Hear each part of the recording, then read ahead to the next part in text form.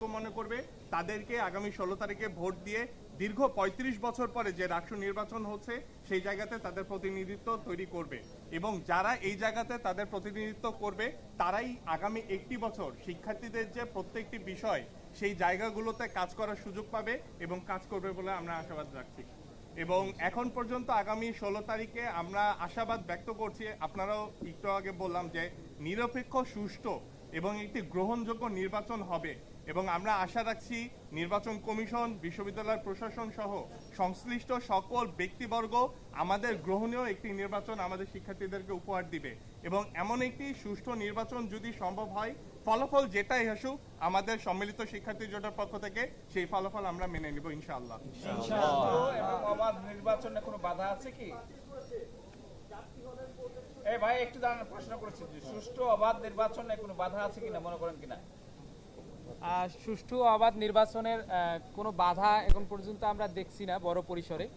তবে প্রশাসনকে সবসময় সতর্ক থাকতে হবে। আমরা প্রথম থেকেই বলেছি যে এর আগে যেহেতু কয়েকটা ছাত্র সংসদ নির্বাচন হয়েছে, সেই নির্বাচনগুলোর শর্ট অ্যানালাইসিস করে সেটার উইকনেসগুলো এখানে লিখিতভাবে তারা অ্যানালাইসিস করে সে অনুযায়ী যেন পূর্ব থেকেই পদক্ষেপ নেয় এবং তাদের নির্বাচন সুষ্ঠু, অবাধ, নিরপেক্ষ হয়েছে কিনা সেটা আমরা বুঝতে পারবো ফলাফলের পরে। এখনই আমরা জাজমেন্ট দিচ্ছি না, আমরা জাস্ট এখন আহ্বান জানাই নির্বাচন কমিশনকে যে সুষ্ঠু, অবাধ, নিরপেক্ষ নির্বাচন করতে তারা যেন সর্বোচ্চ ভূমিকা পালন করে। ভাই বক্তব্যে কিন্তু এসছে আপনারা বলছেন যে নির্বাচন কমিশনের এর আগে আসলে সঠিক জায়গায় থাকতে পারেনি বা হচ্ছে যে নিরপেক্ষ থাকতে পারেনি বলে আপনারা দাবি করছেন। তো আসলে নিরপেক্ষহীনতার জায়গাগুলো কোথায়? এই নির্বাচনের বাকি যে এক্সিকিউশন পয়েন্টগুলো আছে কোন কোন জায়গায় মনে করেন যে নির্বাচন কমিশনকে আরো বেশি স্বচ্ছ হতে হবে বা দায়িত্বশীল হতে হবে, যদি একটু ব্যাখ্যা করেন। দেখেন, আমাদের গতকালকে একটি অনাকাঙ্ক্ষিত ঘটনা ঘটেছে।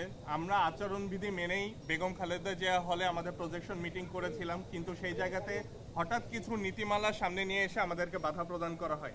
আপনারা হয়তোবা সকলেই জানেন যে ইতিপূর্বে আমরা 10টি হলে কিন্তু আমাদের প্রজেকশন মিটিং করেছিলাম, কোনো হলেই কিন্তু আমাদেরকে বাধা প্রদান বা আচরণবিধি লঙ্ঘনের কথা বলা হয়নি। কিন্তু গতকালকে হঠাৎ করে একটা অনাকাঙ্ক্ষিত ঘটনা ঘটে। পরবর্তীতে আমরা যখন চিফ ইলেকশন কমিশনার স্যারের সাথে কথা বলি, তো স্যার আমাদেরকে যে বিষয়টি জানান যে আচরণবিধিতে উল্লেখ নাই বা অনেক কিছু উজ্জ্বল রয়েছে, কিন্তু আমাদেরকে সেগুলো মানতে হবে। আমাদের সম্মিলিত শিক্ষার্থী জোটের পক্ষ থেকে আমরা সুস্পষ্টভাবে এই বিষয়টি ডিক্লেয়ার করছি যে যদি আচরণবিধি আপনাদের মনে হয় যে অস্পষ্টতা রয়েছে, অনেকগুলো বিষয় উজ্জ্বল রয়েছে কিন্তু সেগুলো ক্লিয়ার করা দরকার, তাহলে আপনারা নির্বাচনের আগের দিনের মধ্যেই নির্দেশনা আকারে সেগুলো প্রকাশ করবেন। আমরা ইনশাআল্লাহ 16 তারিখে সেই নির্দেশনা এবং আচরণবিধিকে সামনে রেখেই আমরা নির্বাচন বাস্তবায়ন করব। কিন্তু 16 তারিখে যদি হঠাৎ করে নতুন কোনো নীতিমালা নিয়ে আসা হয় যেটি আচরণবিধি অথবা নির্দেশনার মধ্যে ছিল না, সেটি আসলে আমরা মনে করব যে পক্ষপাতিত্বমূলক। এবং আমরা এই জায়গাতে নির্বাচন কমিশনকে বারবার বলেছি আপনারা বিগত দুইটি ডাকসু এবং জাকসু নির্বাচনকে ফলো করেন, সেই জায়গাগুলোতে যে বিষয়গুলো আপনাদের আচরণবিধিতে নাই আপনারা সেগুলোকে হাইলাইট করেন এবং সেই অনুযায়ী নির্বাচন পরিচালনা করেন। আমরা আশা রাখছি নির্বাচন কমিশন যদি এই বিষয়গুলোকে ওভারকাম করতে পারে, ইনশাআল্লাহ 16 তারিখে একটি গ্রহণযোগ্য নির্বাচন সম্ভব। ইনশাআল্লাহ।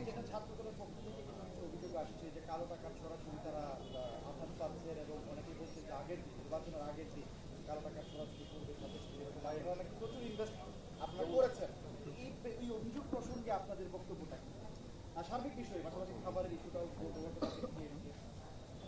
দেখেন, বিষয়গুলো যে আমরা শুরু থেকে আপনারাও জানেন যে আমরা নির্বাচন কমিশনকে একাধিকবার বলেছি যে একজন প্রার্থী সর্বোচ্চ কতটুকু ব্যয় করতে পারবে তার একটি নির্ধারিত লিমিট আপনারা করে দেন, কিন্তু সেই জায়গা থেকে নির্বাচন কমিশন অর্থ ব্যয়ের ক্ষেত্রে কোনো লিমিট করে দেয়নি।